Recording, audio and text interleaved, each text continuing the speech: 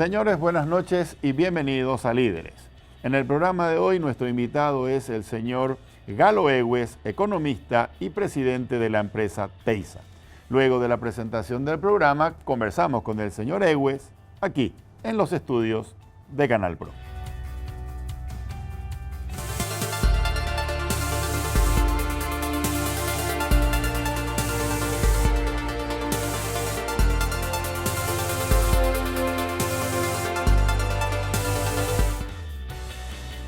Ya estamos en compañía del señor Galo Egues. Buenas noches, señor Galo. Buenas noches, ¿cómo estás? Muy bien, muchas gracias por aceptar nuestra invitación. Muchísimas gracias, aquí estamos a la orden. Gracias, señor Galo. Me siento honrado estar acá contigo y con los televidentes también. Igualmente honrado también nosotros. Muchas gracias. Economista, presidente de la empresa Teysa. Antes de hablar acerca de la empresa y acerca de los desafíos de gestión en este siglo, cuénteme un poco acerca de usted. Usted es ecuatoriano. Cierto. Y llegó al país para ser gerente de la empresa IBM Paraguay. ¿En qué año? Bueno, en realidad vine la primera vez en 1962. Abril 20 de 1962. Y venía como segundo hombre de la empresa. Estaba como gerente un señor paraguayo que se llamaba Augusto Vargas, que al año siguiente ya me dejó a mí como gerente general de la empresa. IBM Paraguay. IBM Paraguay. ¿Y usted venía del Ecuador? Yo venía de IBM del Ecuador, que fue quien me contrató 2 años antes, en el año 60. En el año 61 hice mi estadía, dijéramos, de entrenamiento en marketing en Buenos Aires.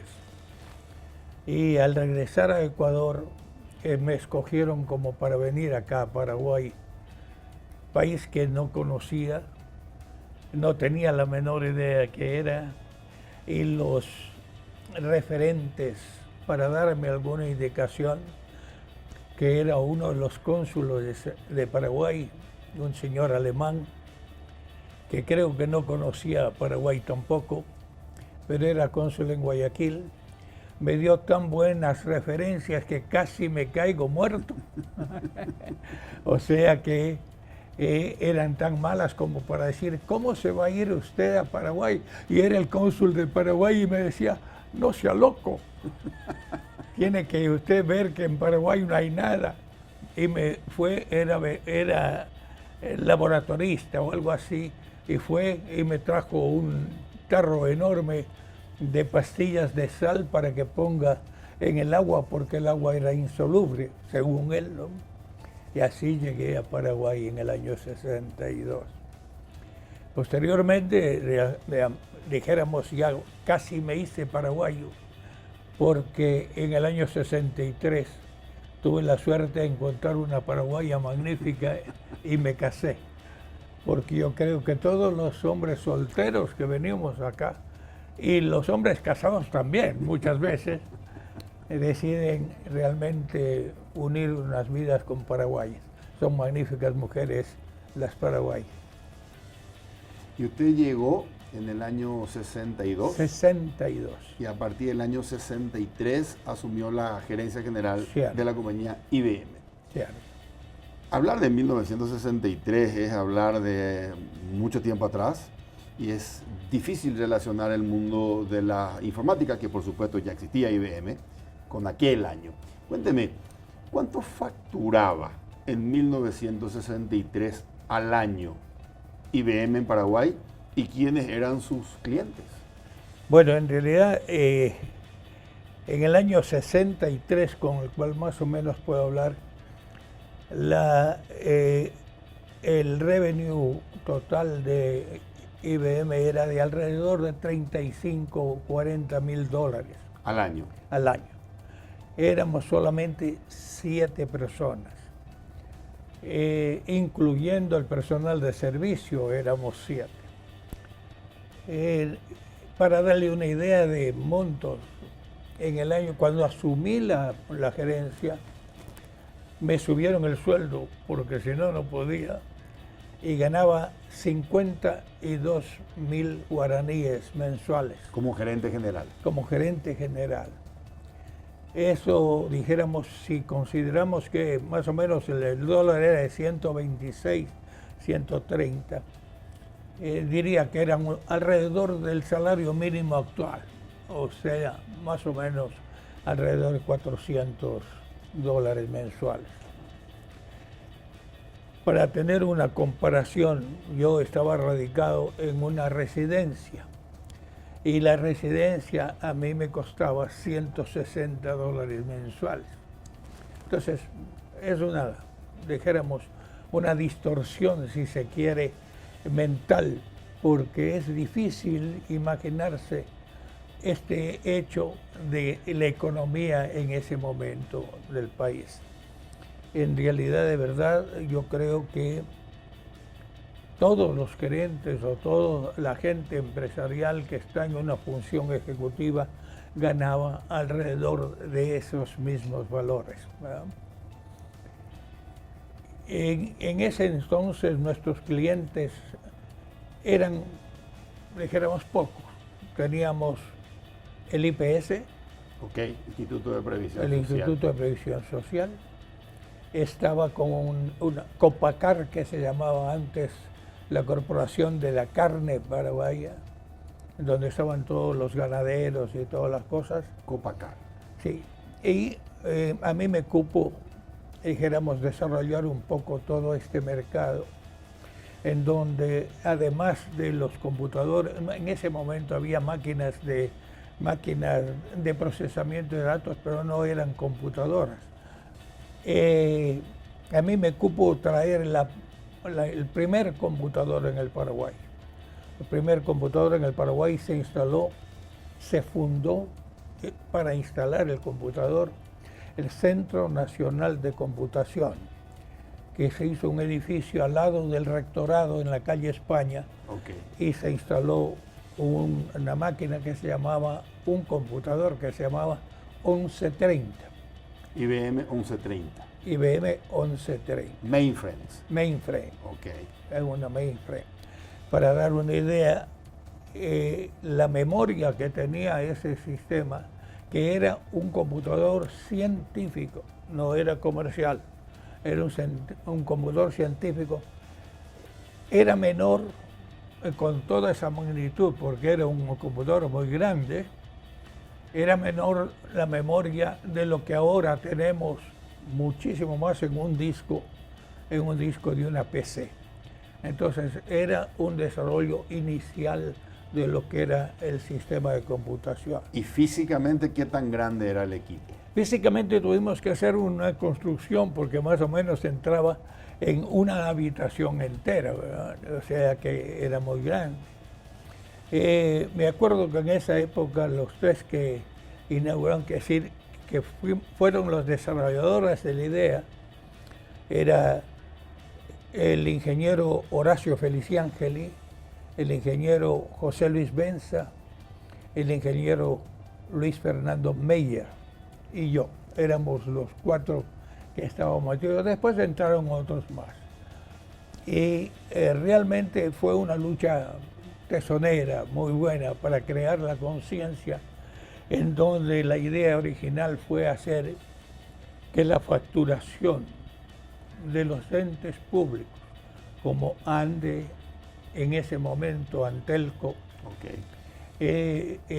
Agua Potable, Corposana. era Corposana, todos ellos hicieran su facturación en el Centro Nacional de Computación, cosa que nunca se dio.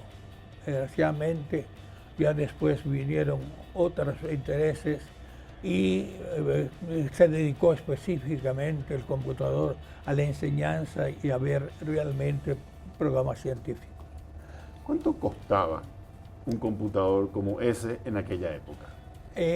Más o menos ese computador, si no me equivoco, valía alrededor de $80.000.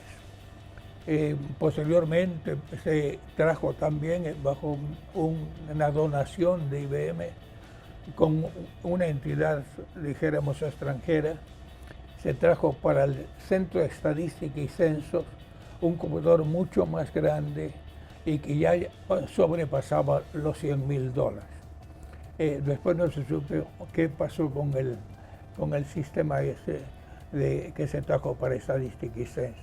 Venía en una forma temporal, pero entiendo que se donó después y no se retiró, no pasó, dijéramos, las fronteras nuevamente.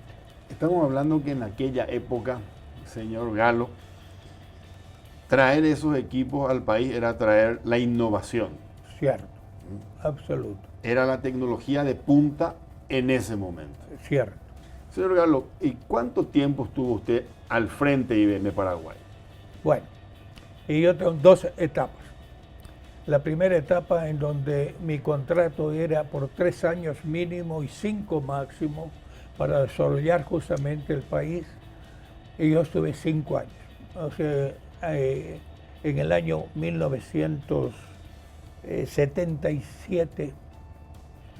67, volví como gerente de la sucursal de IBM en Guayaquil, Ecuador. Y después de 5 años pasé a ser gerente general de IBM del Ecuador, pero en la ciudad de Quito. Correcto. Dijéramos, eso fue inicialmente, y posteriormente, cuando era gerente del área sudamericana, tenía a mi cargo desde México hasta la Argentina para la educación profesional de IBM, en donde en mis cursos se daba gerencia básica, gerencia media y algunos otros programas para toda América Latina. Cuando hubo alguna necesidad acá, vino el vicepresidente de IBM y llegó a mi casa, éramos amigos, y llegó a mi casa y le pregunta a mi señora, Elcita, ¿quieres regresar a Paraguay? Y ella dice, tú sabes que siempre quiero regresar a Paraguay, pero va a ser muy difícil porque ya mi esposo ya fue gerente de IBM en el Paraguay. Y entonces le dice, si tú quieres, te doy 15 días y estás nuevamente en el Paraguay. Pero era una conversación del vicepresidente de IBM con mi señora. Y yo estaba ajeno al problema. Pero para no alargar el cuento, a los 15 días ya estaba certificado de que venía acá, y eso fue en enero de 1980. Pasando el tiempo, ya dijéramos... Volvió a asumir la gerencia general. Volví a asumir la gerencia general. Y pasando el tiempo, ya se desarrolló un poco más. Todavía era un mito IBM, una anécdota. Estábamos en una recepción en la embajada de Bolivia, que no era embajada, era solamente un encargado de negocios, se llamaba Gastón Nava Pacheco, y estaba ahí y de repente me admiró de que todos los que me estaban acompañando eran militares y militares de alto rango. Entonces estábamos conversando tranquilamente, tomándonos un whiskycito, y de repente uno de ellos me pregunta, dígame usted, ¿por qué está el FBI aquí en el Paraguay? Entonces yo le digo, no tengo la menor idea. Y dice, ¿cómo que no? ¿Usted no es representante del FBI? No, yo soy gerente de IBM, cosa completamente diferente. Pero de todas maneras, para que vea cómo era en ese momento las cosas. ¿Y se quedó hasta qué año? 1980 hasta... Hasta, bueno, cuando me jubilé, entre comillas, de IBM en el 1985. 1985. Yo permanecí en IBM 34 años.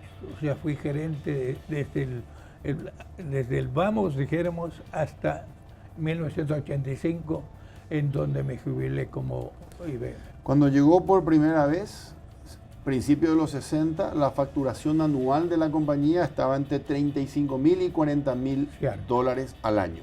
Cierto. Y cuando se retira en el año 85, ¿cuánto facturaba la compañía? El año 85 IBM facturó alrededor de $13 millones. 13 millones de dólares. Sí. O sea, fue un salto exponencial. Correcto. Y yo llegué con 7 empleados y cuando me retiré de IBM éramos 32. O sea que la productividad per cápita de IBM en ese momento era una de las mejores. Correcto. Cuando usted se retira, mediados de la década de los 80, ya era el auge de las AS400. Cierto. Correcto. Cierto. Ya habíamos tenido alguna otra experiencia con una 360. Había habido una IBM que recién salía de las tarjetas muy chiquitas, que era el sistema 3000, que después IBM retiró de mercado, y entonces vino la S400, que fue un boom en todo el mundo. Yo creo que hasta hace poco todavía se vendía las famosas AS400. Señor Galo, ¿cuál fue el equipo o la computadora IBM más cara que haya vendido IBM en Paraguay y quién la compró? Bueno, la más cara era una computadora que tuvimos la suerte de ganar en una licitación pública internacional para la Itaipú. Correcto. Esa fue la computadora que realmente el hardware, solamente la maquinaria, llegó a valer casi $2 millones y el software para manejar todo lo que se iba a manejar en Itaipú, sobre todo la parte técnica de Itaipú, lo vendió Brasil, IBM de Brasil, y valía más el software que el hardware. Correcto. O sea, el negocio de Brasil fue más grande que el negocio de Paraguay, pero el negocio ese de Paraguay fue el más grande negocio que ha tenido IBM en muchísimo tiempo acá en el Paraguay. Correcto. Señor Galo, sale usted de IBM en 1985 y ya conforma la compañía que hoy preside, Teisa, ¿ya forma allí la compañía? No. Yo salí, mi hijo había formado unos 2 años antes una SRL, siendo lo que se llamaba yo diría un marketing contractor, para poder hacer cierto y determinado trabajo para IBM. Correcto. En ese caso, dijéramos, ya teníamos alguna intención es decir, IBM tenía la intención de ceder cierto tipo de negocios a terceros.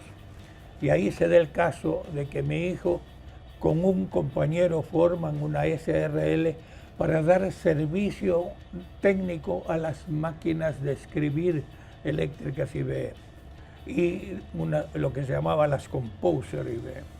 En ese tiempo más o menos también tuve la suerte de encontrar o de formular ese negocio con 2 personas que para mí eran muy buenas. Así se fundó o así se formó Infocenter. Infocenter fue un negocio con Niela, con Rolando Niela. Correcto. Para que él vendiera las personal computer, que en ese momento eran las PS2. Y ahí él formó la empresa Infocenter. Y otro negocio que fue aparte, era dealer también de personal computer y otro, PS Line, con Correcto. José Luis Castillo. Que fue funcionario de IBM también. Que fue funcionario de IBM, era ingeniero de sistemas de IBM y a propósito, muy amigo mío, porque de todas maneras yo lo contraté también. O sea, yo lo contraté como ingeniero. Recién llegado de Brasil estaba José Luis y lo contraté a IBM. Posteriormente, digo, gente que está todavía en el negocio, como por ejemplo Gloria Ortega, que había salido de la universidad, también tuve la suerte de tenerla como colaboradora en IBM. Estuvo acá en el programa, nos contó la anécdota que usted la contrató y que usted le dice a ella, vamos a tener un problema, vamos a tener que tener baños sexados. Exacto. Porque sos la primera mujer en ingresar a la empresa. Sí. Entonces, ¿cuándo se forma Teisa, compañía que usted preside hasta el día de hoy? Bueno, una vez que salgo yo de IBM, no pude inmediatamente canalizarme hacia los negocios porque fui nombrado gobernador del distrito 4840 del Rotary Internacional Entonces teníamos todo el norte argentino y Paraguay. Eso me demandó básicamente un trabajo al 100% de tiempo y no podía dedicar a otro, teniendo en cuenta lo que dijo Cristo: nunca hay como servir a dos señores, porque preferirás a uno en lugar del otro. Una vez que terminé mi periodo de gobernador, lógicamente dije, ¿qué hago? Entonces, mi hijo, que estaba en esta compañía SRL, me dice: papá, ¿por qué no vienes a un escritorio ahí donde nosotros estamos y vemos qué vamos a hacer? ¿Por qué no vienes aquí? Y una vez que me fui allá a la oficina de mis hijos, comencé a interesarme en cómo iba el negocio ese. La hoy Teysa, en aquella época era TEI SRL. Cierto. Hoy en día Teysa. Ahora es Teysa. Correcto. Entonces ahí comenzamos a ver qué es lo que se podía hacer, y mirando el mercado y lo que estaba pidiendo el mercado y mirando la tecnología que estaba siendo desarrollada, o sea, en desarrollo en el mundo, vimos que realmente hacía falta acá las comunicaciones. Y realmente no había ya. Hubo otro intento por otra firma también, pero tuvimos la suerte de nosotros ser, después de un año y algo, de estar constantemente peleando por la licencia para poder instalar una red de fibra óptica. Okay. Se desarrolló, ahí sí, una compañía que se llama, con una sociedad anónima, en donde realmente hicimos una compañía familiar. Correcto. Comprándole parte de dijéramos, su participación en la SRL a Manolo Gómez, que era en ese momento el compañero de mi hijo Jaime Luis. Correcto. ¿Esa licencia es emitida por Conatel? Por Conatel. Por Conatel. No, también era por... A ver, no era Antelco, era Conatel. Ya era Comisión Conatel. Nacional de la Conatel. Ya era Conatel. Señor Galo, ¿cómo define usted el core business de Teysa? ¿A qué se dedica Teysa? Bueno, como le dije, comenzamos nosotros a dar servicio a los clientes por medio de una transmisión de datos a través de una fibra óptica. Yo creo que todavía sigue siendo eso el core business nuestro, aunque en este momento ya tenemos, en ese momento vino alguien de Estados Unidos o de Japón, no me acuerdo qué, que quería tener que alguien tome la representación de NEC Corporation, o sea, de los equipos de telefonía NEC, Nippon Electric Corporation. Y en ese momento lo tenía equipos contables, sí. O sea, ellos eran los representantes. Pero no sé por qué quisieron tener un cambio de distribuidor y nos eligieron a nosotros, que estamos siendo todavía los dijéramos, representantes. Hasta hoy en día. Hasta hoy en día. Cuando usted habla de comunicaciones a través de la fibra, ¿estamos hablando de acceso a Internet? Diría que no es exactamente el acceso a Internet. Son los VPN. Son los VPN, entonces nosotros estamos en la vanguardia de eso, porque somos una compañía nacional, sí, paraguaya, que da el servicio de fibra óptica. Correcto. Somos la única. ¿No es correcto relacionar a Teysa como un Internet Service Provider, ISP? ¿No son o sí lo son? Yo diría que sí somos en cierto sentido un ISP. O sea, pero no es dijéramos, no está exactamente en esa dirección la nuestra, ¿no? Correcto. Es la dirección de decir, pongamos un banco que antes tenía muchísimas dificultades para la atención permanente de los clientes. Sí. ¿Qué pasó? Los bancos inmediatamente, al ver esa tecnología, comenzaron a abrirse en sucursales. Sí. Pero cada sucursal tenía la dificultad de comunicación con la matriz. nosotros fuimos los que dimos esa posibilidad de conectarse hasta hoy. Correcto. Todo el sistema bancario tiene el servicio de IBM porque hemos progresado, dijéramos, en la confianza que damos para que el cliente pueda ser atendido en cualquier parte por lo menos en cualquier parte donde haya sucursales de los bancos, automáticamente, o sea, puede ser inmediatamente atendido. Lo mismo que con los cajeros automáticos. Correcto, correcto. Señor Galo, hay una compañía española llamada Ufinet. ¿Qué negocio hizo Teysa con esa compañía? Bueno, ahí tenemos que aclarar algo. Usted sabe que algunas personas comentaban en el mercado que Ufinet había comprado Teysa, claro, que ustedes se la habían vendido. Sí, eso es lo que quería más o menos aclarar.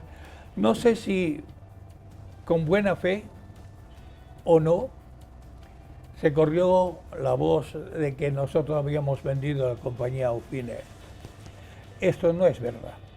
Cuando vino Ufinet, nosotros comenzamos una negociación, porque Ufinet es en realidad una compañía financiera, o sea, es una compañía de fondos que compra activos. Okay. Entonces, cuando nosotros conversamos con ellos, dijimos, ellos estaban interesados en comprar la red física, o sea, un activo, la red física nuestra. Y entramos en fibra óptica. La fibra óptica, la red que aproximadamente 1.000 y algo, 1.200 kilómetros de fibra óptica. Y comenzamos las negociaciones hasta terminar siendo socio. Nosotros somos socios de Ufinet. O sea, nosotros tenemos parte de las acciones de esta compañía Ufinet en Paraguay. Correcto. Porque Ufinet está en Europa y en América también, en casi todos los países de América también. Esa negociación y ese acuerdo es 2019 o el año pasado. Hace 1 año y medio, hace 2 años, pongamos. 2017. 2017. Correcto, Sí. correcto. Más o menos marzo de 2017. Aparte de Paraguay, Teysa ¿tiene inversiones en otros países? Ciertamente. Nosotros hemos hecho dijéramos, una experiencia de salir de Paraguay para otros mercados y en principio nos habían ofrecido, y lo tenemos, ser representantes de alguna de las empresas como NEC, por ejemplo, para Centroamérica. Y entonces, viendo esa posibilidad, comenzamos a examinar el mercado panameño. Panamá.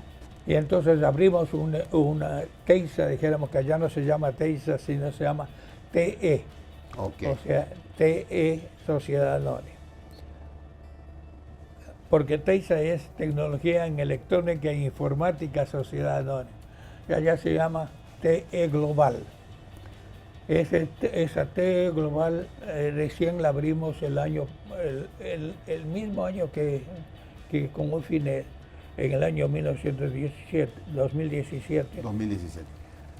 Y ya tenemos prácticamente 2 años. Tenemos en desarrollo algunas buenas perspectivas. Hemos sido los que proveímos de fibra óptica entre lo que es Panamá, Ciudad de Panamá y Colón. Correcto.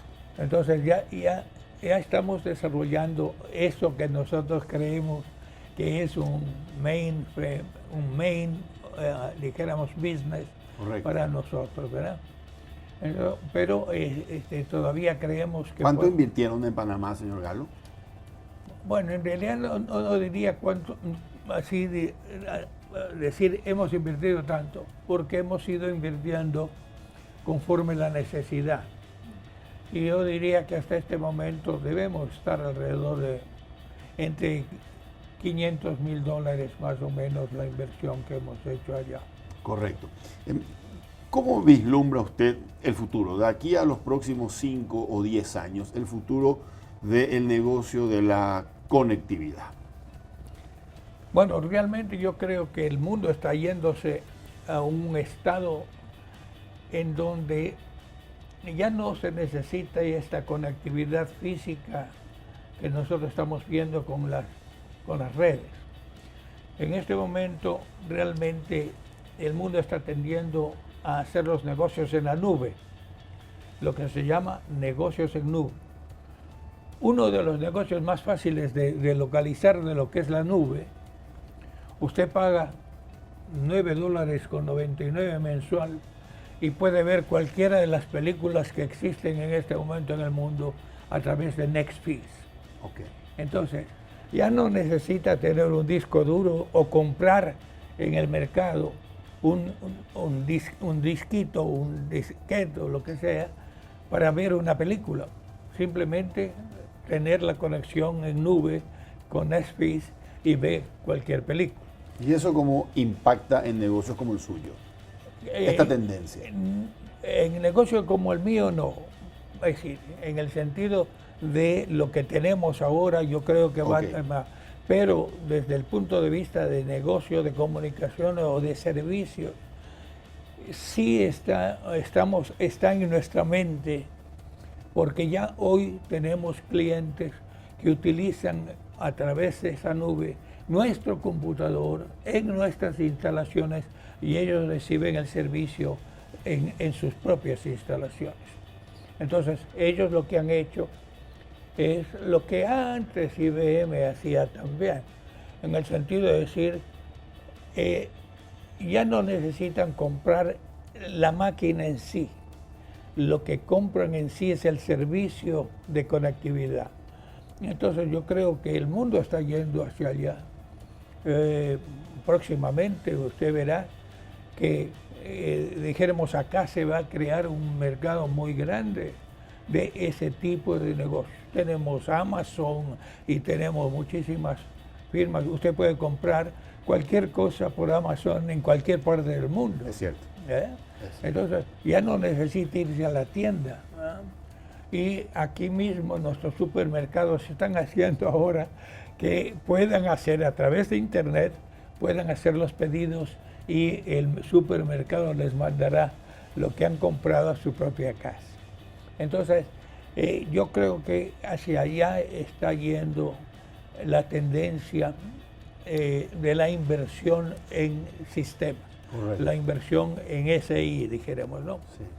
Entonces, yo pienso que todas las firmas que tengamos algo que ver con la tecnología, vamos a tener un amplio campo para desarrollar posteriormente, ¿verdad? Permítame preguntarle algo. ¿Qué rol juegan las telefónicas en este negocio? ¿Son competidoras de Teisa? Yo diría que en un aspecto sí, dijéramos, ellos tienen la de ganar, que es toda la comunicación de Internet. O sea, en general nosotros no estamos dando ese servicio porque es personal. Entonces, pero nosotros también tenemos la posibilidad de hacerlo. Pero dijéramos, ellos están trabajando en un mercado, dijéramos, en donde ofrecen un servicio a menor costo por la gran cantidad de gente que tiene. El espectro del consumidor es mucho más grande para las telefónicas que para nosotros, que estamos más ubicados en cierto tipo de servicio, más bien institucional. Mercado corporativo. Con mercado corporativo. Entonces, yo creo que bajo ese punto de vista no somos extraordinariamente competitivos para las telefónicas. Lo que sí, las telefónicas tratan de estar también, de ofrecer servicios que nosotros ofrecemos. O sea, nosotros somos, como dijéramos, una piedra en el zapato de las telefónicas. Pero hay una cosa. Sin embargo, como nosotros damos un servicio muy bueno de mantenimiento de las redes, ahí las telefónicas han contratado también a Teisa como su proveedor de servicio de mantenimiento de sus propias redes. Entonces, más bien en ese sentido nos complementamos mucho para hacer que sus redes, que están ya sea subterráneas, ya sea aéreas, estén sirviendo las 24 horas del día sin interrupción. Señor Galo, usted lleva ¿cuántos años aproximadamente sumando la presidencia de Teysa y sus 34 años en IBM al frente de compañías? Sí, si nosotros vemos que tengo alrededor de 31 años en Teysa, más los 34 años que tengo, son 60 y pico de años, mucho más de los años que tiene mucha gente. Basado en esa experiencia, quiero que usted me diga cuáles son los principales desafíos que usted encuentra hoy en el management, en la gestión empresarial, en este mundo cambiante, incierto, complejo. Yo veo un cambio indiscutible. Si antes los ejecutivos, más o menos en la pirámide, el ejecutivo era la parte superior y abajo estaban todo lo que era, dijéramos, la parte del personal. Cada vez iba checando más los gerentes, etcétera, supervisores, gerentes, pero en definitiva toda la carga de la administración y todo. En el vértice de la pirámide. En el vértice de la pirámide. En este momento yo creo que la pirámide se dio la vuelta. Entonces, mientras una empresa sea no manejada en sí, sino tenga la colaboración de mayor número de gente que puede desarrollarse y puede generar ideas gerenciales, o sea, dándole la responsabilidad para que maneje determinados segmentos del negocio, cuidando que todos ellos sean parte integrante de la compañía, no gerencias de estancos, sino que todos sean un grupo, que trabajen en grupo. Yo creo que va a ser mucho más fácil manejar negocios más grandes, mientras más posibilidades demos de que los ejecutivos sean bien entrenados para los efectos que se quiere desarrollar en las empresas. Ahora, proponer una pirámide invertida implica compartir información. Cierto. Eso es lo que es justamente el propio... Correcto. ¿Qué tan factible eso es, teniendo en cuenta, por ejemplo, su caso, que la empresa es familiar? Yo diría que en este momento puedo poner como ejemplo nuestra compañía. Es cierto que nosotros somos los accionistas. Es cierto que tenemos un directorio. Ese directorio fija las macros, o sea, cuáles son los objetivos macro de la empresa, qué queremos tener como un ingreso anual, qué queremos tener como costos anuales, qué queremos tener como gastos anuales y cuál va a ser el NBT que se llama, o sea, la utilidad neta que queremos para la empresa. Si nosotros somos cuidadosos en ver eso, no es difícil decir, para poder conseguir esto tenemos este tipo de negocio dividido en, por ejemplo, en el caso, hay alguien o una división que tiene que manejar telefonía, otro tiene que manejar conectividad, otro tiene que manejar investigación y desarrollo. Eso es lo que tenemos que decir. Tú tienes un objetivo en esto, un objetivo en este otro, un objetivo, y dejar que esos gerentes vayan desarrollando su propia creatividad para poder hacer. O sea, lo macro, lo grande, eso sigue teniendo de la potestad y todo el directorio. Okay. Pero la ejecución de esas ideas tiene que fluir de las partes que son responsables del negocio en cada una de las áreas que están desarrollando. O sea, pienso que eso nos lleva a una encrucijada, si se quiere, en este momento. Hay posibilidades de tener esa gente preparada para poder acertar esos desafíos que se vienen sí o sí. ¿Hay? Yo pienso que sí hay, pero si hay, dijéramos, en bruto. O sea, sabemos que hay profesionales muy buenos, pero otra vez vuelvo a decir, no todos los ingenieros son malos, no todos los ingenieros son buenos. Habrá un grupo que se destaque y que sea líder, habrá un grupo medio que sea realmente bueno, pero medio, y habrá gente que no sea bueno para contratar porque no están integrándose a este movimiento. Correcto. Entonces, eso es lo que nos está pasando a nosotros. Yo creo que el país está en este momento hacia esa cosa, decir, el país tiene que pensar que la educación es esencial para el desarrollo. Si nosotros no desarrollamos a esa gente capaz de poder ir adelante conforme va la tecnología, la forma de gobernar, la forma de administrar, vamos a tener que ir afuera, como ha sucedido muchísimas veces. A buscar talentos. A buscar talentos.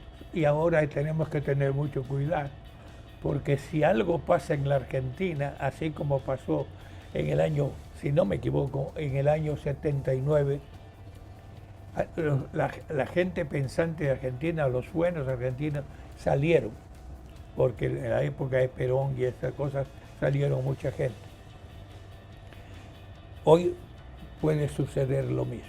Puede sucederlo. O sea que emigren desde Argentina muchos talentos y por lo tanto nosotros como vecinos vamos a ser los primeros receptores de esta gente que quiere buscar.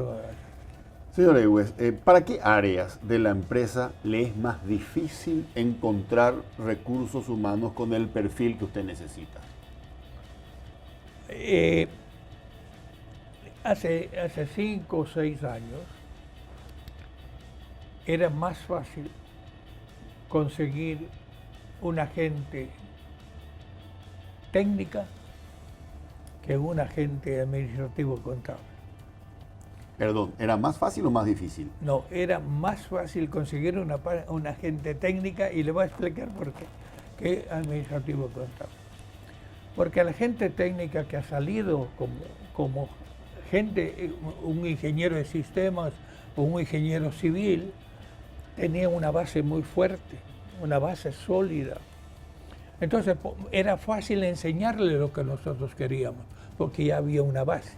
En la parte de contable administrativa, no.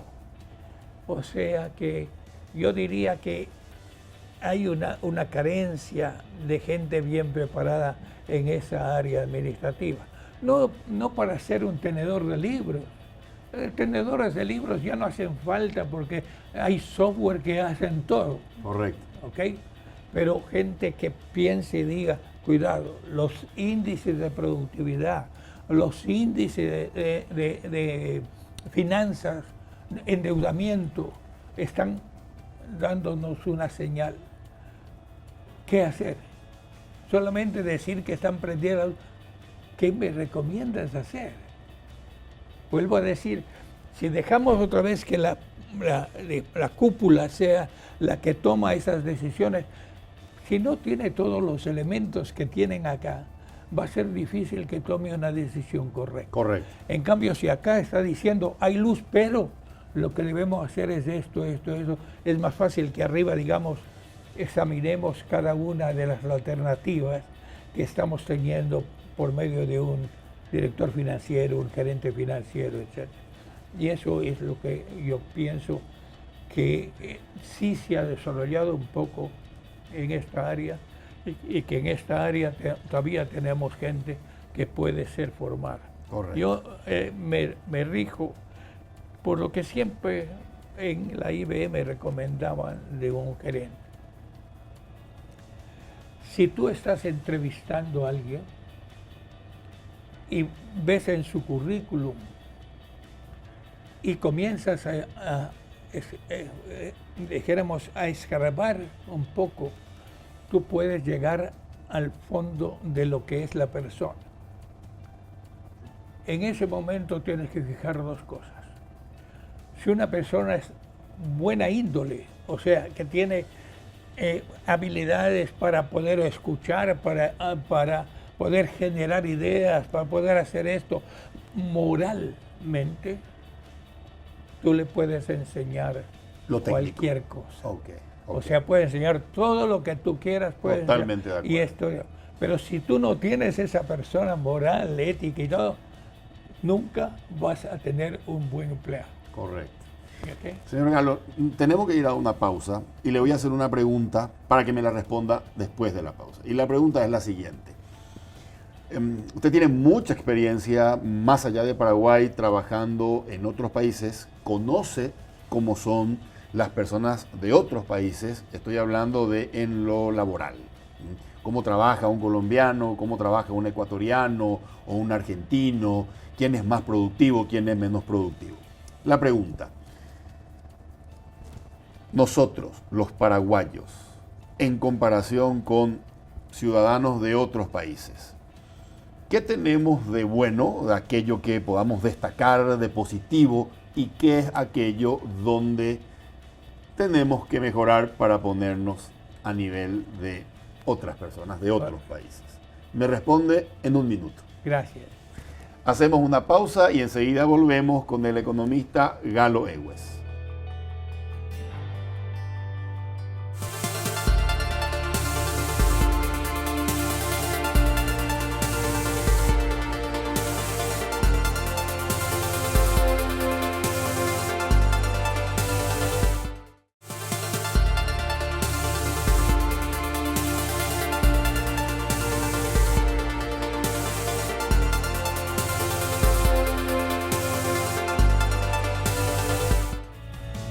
Seguimos en compañía del economista Galo Egues. Señor Egues, le había hecho una pregunta respecto a cómo usted nos ve en comparación con trabajadores de otras partes del mundo. En realidad no hay una diferencia, porque yo pienso que el paraguayo o el ecuatoriano, en definitiva, somos humanos. Y por lo tanto todos tenemos sus bemoles, más o menos estará. Lo que sí veo de diferencia, y eso hago mención a un libro que estoy leyendo, que se llama El paraguayo que queremos, escrito por Aníbal Romero. Ahí tienes, dijéramos, las virtudes y los defectos del paraguayo. Y él da unos 5 puntos que deberíamos mejorar para el gran mundo que se está desarrollando. La primera cosa que yo veo que el paraguayo es, a mí particularmente me ha tocado vivir, la solidaridad del paraguayo no se ve muy fácilmente. O sea, no se ve en otras partes esa solidaridad. Sin embargo, cuando se trata de trabajo, ¿qué debe mejorar? Ver el conjunto y no la individualidad. O sea, ver el bien social, el bien de los demás y no solamente el bien de uno. Y para eso yo decía, normalmente vemos que en el Paraguay, como en ninguna otra parte, yo creo que la otra parte que se parece un poco es la Argentina, que cuando alguien está sobresaliendo, ya sea en la política, ya sea en la empresa, ya sea en el fútbol, cuando alguien está sobresaliendo, normalmente tiene 10 que están tratando de bajarlo. Es como una escalera de gallina, dijéramos. Bueno, todo el mundo, la gallina va subiendo, pero los demás le van bajando a la gallina. Y en el medio queda la suciedad que hay para bajarlo. En general, el paraguayo es bastante cruel con relación a los demás. No le importa cómo lo haga, pero trata de vencerlo de cualquier manera. Entonces, eso para mí es un punto que debemos mejorar. Debemos tratar de alguna manera, con educación, con sermones, si se quiere, de la parte religiosa, hacer que la gente comprenda que es lo principal es el bien común y no el bien individual. Con relación a lo que nosotros debemos hacer, creo que todo el mundo está poniendo en la mesa, todo el mundo, y se oye todos los días, y se lee todos los días. Paraguay necesita mejorar la educación. Entonces, ese punto, por, dijéramos ya, remanido absolutamente por el hecho de que todo el mundo habla sobre eso, pero nadie hace nada sobre eso. Padre Montero Tirado una vez decía, debemos hacer una modificación al sistema educativo. Pero él mismo decía, tenemos que tener la conciencia todos para, una vez con la conciencia unida, podamos sacar un programa de cambio de la educación. Okay. Mientras haya chispazos, bengalas, esto no va a llevarnos a ninguna otra parte. Y cada vez más, vuelvo a repetir, las empresas desarrollándose como se están desarrollando ahora, con nuevos negocios absolutamente que antes ni los vislumbrábamos, vamos a necesitar cada vez más de gente preparada y sobre todo de gente moralmente buena. Entonces yo pienso que esas son las virtudes y lo que deberíamos mejorar como paraguayos para el mundo que se va a venir adelante. Señor Galo, me acaba de mencionar lo de moralmente bueno. Entonces quiero tomar eso para hacerle la siguiente pregunta. En el mundo corporativo y específicamente en sectores de empresas multinacionales, me imagino que la presión tiene que ser también muy alta, rigen los resultados. Cierto. La alta gerencia es muy poco tolerante con aquello de no alcanzar los objetivos presupuestados.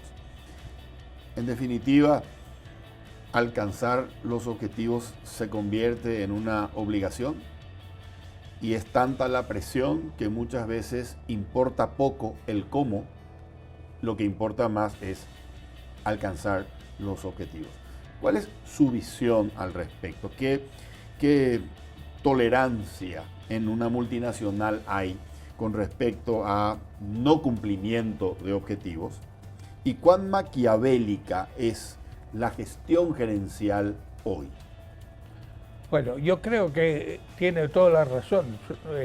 En general, las empresas multinacionales o las empresas que tienen una orientación netamente metálica, sí, dicen hay que cumplir, hay que conseguir tal beneficio.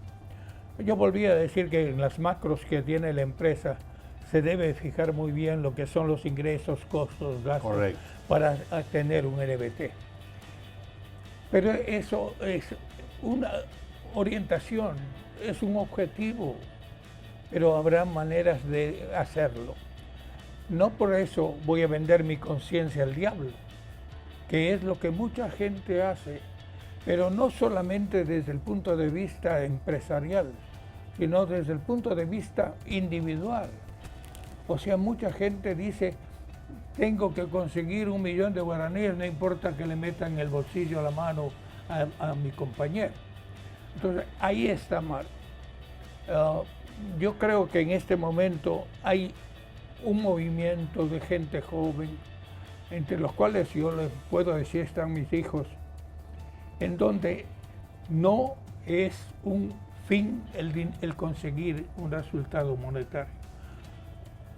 Sí es un fin el que la empresa sea una empresa socialmente buena, en el sentido de que somos responsables, en el caso de nuestro, de más de 120 familias. Si nosotros conseguimos las cosas ¿Cómo cree que nosotros podemos transmitir a la gente, darle un sentido de vida a la gente si nosotros somos los primeros en decir, tú tienes que conseguir esto, anda y roba? No puede ser. Entonces, cada vez más yo creo que se debe buscar la forma de que las empresas consigan sus fines, consigan por la productividad, consigan por la eficiencia, consigan por la seriedad del negocio. Eso nos va a dar porque de todas maneras hay un dicho que dice, si es que yo consigo mal una cosa, tarde o temprano me pedirán cuentas.